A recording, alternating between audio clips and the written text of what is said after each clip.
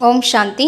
B.K. Surajbhai அவர்களின் தாரணை வகுப்பு ஏப்ரல் 21, 2025. நாம் நமது சித்தத்தினை எந்தளவிற்கு குளிர்விக்க வேண்டுமென்றால் அதன் மூலம் நம்மிலிருந்து நாலாபுறங்களிலும் அமைதியின் அதிர்வலைகளே வெளிப்பட வேண்டும். எப்படிப்பட்ட சூழ்நிலைகள் வந்தாலும் சரி, மனிதர்கள் என்ன செய்து கொண்டிருந்தாலும் சரி, நம்மில் கோபத்தின் ஜுவாலை எரியக்கூடாது. அம்சத்தின் அளவில் கூட நமக்குள் கோபம் இருக்கக்கூடாது. எப்போது நாம் அம்சத்தின் அளவில் கூட கோபத்திலிருந்து விடுபட்டு விடுவோமோ அப்போது நாம் காமத்திலிருந்தும் விடுபட்டு விட்டோம் என்று புரிந்து கொள்ளலாம். ஏனென்றால் காமம்தான் கோபத்தை ஊற்றெடுக்கச் செய்கிறது.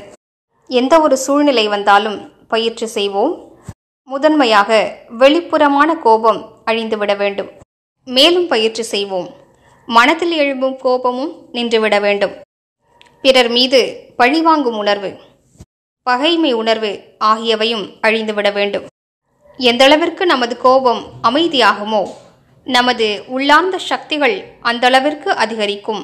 இந்த அதிர்வலைகள் நாலாபுறங்களிலும் பரவி பிறருக்கும் உதவி புரியும். மேலும் நமது வாழ்க்கையையும் தடைகளற்றதாக, பிரச்சனைகளிலிருந்து விடுபட்டதாக ஆக்கிவிடும். சிலர் எவ்வாறு இருக்கிறார்கள் என்றால், உடனடியாக அவர்கள் கோபப்பட்டு விடுவார்கள். அவர்களது மனநிலை கீழானதாக இருக்கும். தமது உணர்வுகளின் மீது கட்டுப்பாடு வைப்பது, ஆவேசத்தில் வராமல் இருப்பது, இவற்றிற்கு மிகுந்த கட்டுப்படுத்தும் சக்தி தேவைப்படுகிறது. இதனையும் நாம் தாரணை செய்ய வேண்டும். அதற்காக அனுதினமும் அதிகாலையில் குறைந்ததிலும் குறைந்தது 7 முறைகள் அவசியம் பயிற்சி செய்வோம். நான் அமைதியின் சொரூபமாவேன். அமைதி எனது அலங்காரமாகும். நான் அமைதியாக இருக்கின்றேன். நான் அமைதியாக இருக்கின்றேன். பின்னர் நடைமுறையில் உடனடியாக ரியாக்ட் செய்யாமல் இருப்பதற்கு பயிற்சி செய்வோம். எப்படிப்பட்ட விஷயம் உங்களிடம் வந்தாலும், யாரோ ஏதோ கூறினாலும், நீங்கள் கூறுவதை ஏற்றுக்கொள்ளாவிட்டாலும், வேலையை கெடுத்துவிட்டாலும், அல்லது நாம் அவர்களிடம் எதிர்பார்த்த விஷயத்தை அவர்கள் செய்யாமல் இருந்தாலும் உடனடியாக ரியாக்ஷன் காட்ட வேண்டாம். இதனை நன்றாக பயிற்சி செய்வோமானால் கோபத்தின் அக்னி அமைதியாகிவிடும். ஏனென்றால் இது எப்படிப்பட்ட அக்னி என்றால் அது ஆத்மாவை முற்றிலும் எரித்து விடுகிறது. நமது அமைதியை கூட எரித்து அழித்து விடுகிறது. நமது சுகங்களை நம்மிடமிருந்து பறித்து விடுகிறது. மேலும் நமது மனம் ஒரு கீழான உணர்வில் நிறைந்து விடுகிறது. எண்ணத்தை உருவாக்குவோம். நான் முற்றிலுமாக கோபத்திலிருந்து விடுபட வேண்டும். நாம் ஞானி ஆத்மாக்கள், பகவானுடைய குழந்தைகள். யார் உலக நன்மை செய்ய வேண்டுமோ, யாரது அவதாரம் உலக அமைதியை படைப்பதற்காகவே ஏற்பட்டிருக்கிறதோ, அவர்களே கோபத்தின் அக்னியில் எரிந்து கொண்டிருந்தால், இவ்வுலகில் நாலாபுறங்களிலும் பற்றி எரிந்து கொண்டிருக்கும் விகாரங்களின் அக்னியை யார் குளிர்விப்பது? அனைவரை பற்றியும் உயர்ந்த பார்வையை தாரணை செய்வோம். அனைவரும் ஆத்மாக்கள். ஒவ்வொருவருக்கும் தத்தமது பாகம் இருக்கிறது.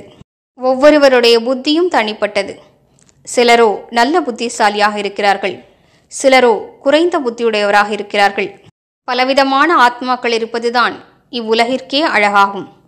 நான் அனைவருக்கும் உதவி செய்ய வேண்டும். பலவீனமான ஆத்மாக்களுக்கும் சரியான வழியை கற்பிக்க வேண்டும். கற்றுக் கொடுக்கும் மனப்பக்குவம் வந்துவிட்டதென்றால் வெறுப்பு ஏற்படாது. இப்படிப்பட்ட சிந்தனைகளால் கோபத்தின் அக்னியை அமைதிப்படுத்துவோம். மேலும் இன்று முழு நாளும் சிறிதளவும் கோபப்படாமல் இருப்பதற்கு கவனம் வைப்போம். நான் கோபத்திலிருந்து விடுபட்டவனாவேன். அமைதி சொரூபமானவனாவேன். நான் அமைதி குடிலாவேன். என்னிடமிருந்து நாலாபுறங்களிலும் அமைதியின் அதிர்வலைகள் பரவுகின்றன. பின்னர் இடையிடையே சாந்தி தாமத்திற்கு செல்வோம். அமைதி கடலானவரின் அருகாமையில் அமர்ந்து விடுவோம். அவரது அமைதியின் அதிர்வலைகளை கிரகித்துக் கொள்வோம். உணர்ந்து பார்ப்போம். அமைதி கடலானவருடைய இனிமையான அமைதியின் அதிர்வலைகள் எனக்குள் நிறைந்து கொண்டே இருக்கின்றன. ஓம் சாந்தி.